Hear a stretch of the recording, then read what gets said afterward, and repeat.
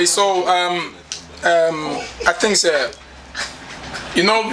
we people have the view that the whole Kumerica agenda that sprouted during the COVID season is down.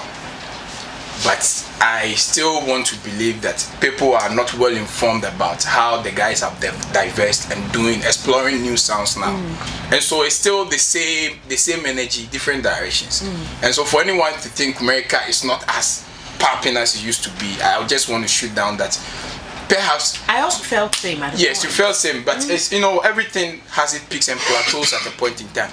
But I'm glad that all the toughest conversations in the country around the creative space, we still have a representation in there. True. I mean, dumbing it down to the fact that our incoming artist of the year is a Kumerican who is representing us in the race, right?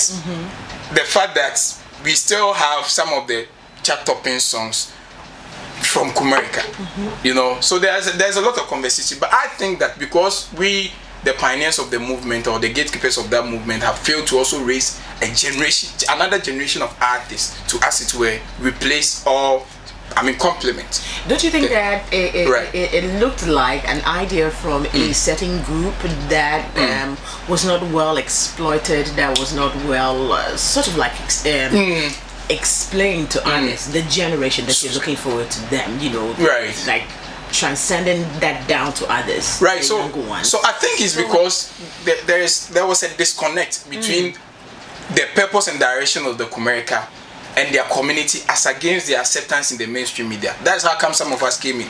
We came in to give it some form of decoration in terms of PR, in terms of breaking down the concept of the whole thing, because they started it as really street movement. And so you see the mainstream media had issue with their music, how they were, how they were living their life, the culture and all that. But thankfully they had a community that really understood their direction. But some of us came in because they needed DJ Slim, Mr. Bones. A gap needed to be bridged in terms of letting people understand a youthful culture and emerging youthful culture. So we came in on that side to let the mainstream media understand the concept of the whole thing. However, I think in as much as still this community is very thick and unchanged, and how they feel about this whole Kumerica movement still remains the same, the mainstream media still have a feeling that no, it's not what it is like before. Yeah, because all the big artists back then I'm like, where are they? Yeah, but it may interest you to know that when you go to the grounds, the kind of deals, the kind of shows that these guys are still doing, they are still on top of their game. But these are not shows that has the eyeballs of the mainstream media. Has the eyeballs of the mainstream media. So they're doing shows like they are doing crazy stuff. Shows in the USA, in Germany, and other stuff. Yes, so I think maybe PR bit has gone down, which I would blame because I have been diverting into other things and all that, because we don't have someone who's dedicated over the years. I mean, the Mr. Bones also have stuff they are doing. Everyone has stuff they are doing. So now I think you need to left. It's left now. So now I've been frequenting Accra and Kumasi just so I still no. Media is a personal principle.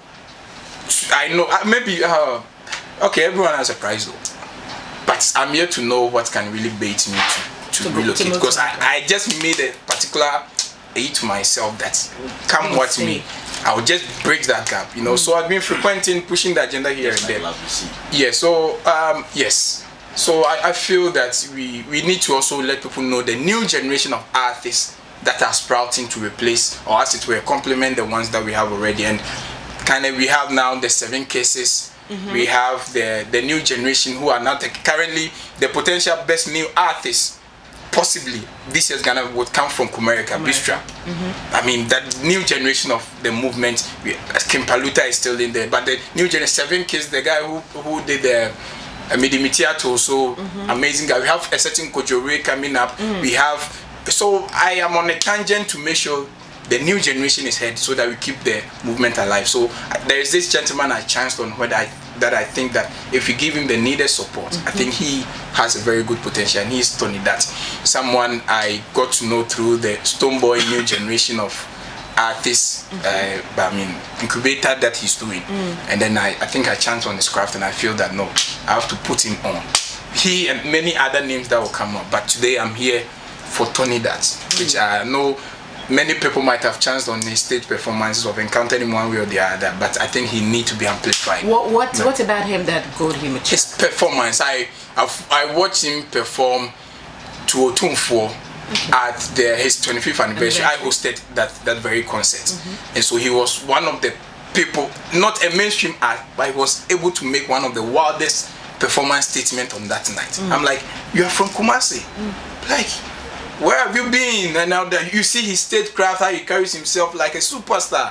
And I wish that if he has a mainstream song, he can really put us out there. So he has a couple of projects out there, and then I think he just told me about his new release, and I'm like, okay, let me put this guy on. I think there is a potential that we need to push. Have you had time to listen to the new release? Yes, that is more danceable, but I mean, okay. I'll leave people to also to go to his catalog after the new release, and get to know what he's been doing. He has amazing projects over there and all that, but this is one of the danceable releases that we want to. But before then, I think I sent Senior one of his projects earlier before then. Okay. Then let's hear the video, then down low. Afro dancehall. Afro dancehall. And that is exactly what he represents. He was inspired by Stone Boys, Afro dancehall. Wow. Yeah. So I mean, yeah, you know music too much. Like too much. He calls himself an Afro dancehall artist. Yes. And the fact that he decided to put Kweku Darlington on is a smart move. I would say a very smart move. Already Kweku Darlington has a certain audience and following, and Kweku is doing well. Yeah, he is. Well, I think one of the best songwriters this country ever. The youngster is one of the best pen gamers in the industry. I don't know if anyone will dispute that. Kweku Darlington. He's on the level of Kinata, if you ask me. Maybe you have to pay attention, and maybe let's come back. But you see, if he left VGMA or TGMA alone, like most of our artists, like it's true though. This is where sometimes you give Shatta his tune. This is a beautiful song, beautiful Afro dancehall. BDL, Bend Down Low. Tony Dath is his name, and Kweku Darlington is on the beautiful piece. Who produced the song? I think the Naughty Boy. Okay. Yes, he has a Naughty Boy, yes. But I'm picking something that he is supposed to be releasing another song tomorrow. Is that correct? That is earlier. The other this song was released like 2 days ago. Yes, 2 days ago, yes. But he has his first release. I think I have his first release for the year. Okay. With Senior, and I just want you guys to bless it, because I mean, when you let's do this one. When it's as good and quality, you know me. That one's called Merci beaucoup. Merci beaucoup. That's to say thank you. Yes. Okay. So this is BDL, Bend Down Low. This is it. For me, I look at every element of the music. My God.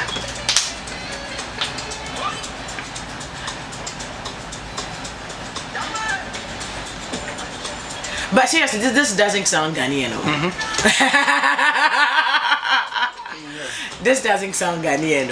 But he was. Are you aware? But with the instrumentation. Because in all honesty, if you play the song and you don't say it's a Ghanaian behind the song, people will credit it to a Nigerian artist. Are you? So yes. So with the vocals and the delivery and all that. So he was intentional with the horns in the instrumentation, so that it give you the highlight feel.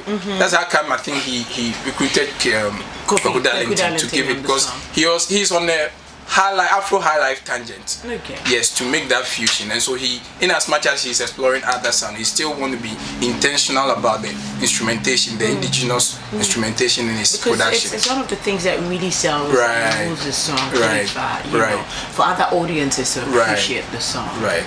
So it's a smart move. It really is.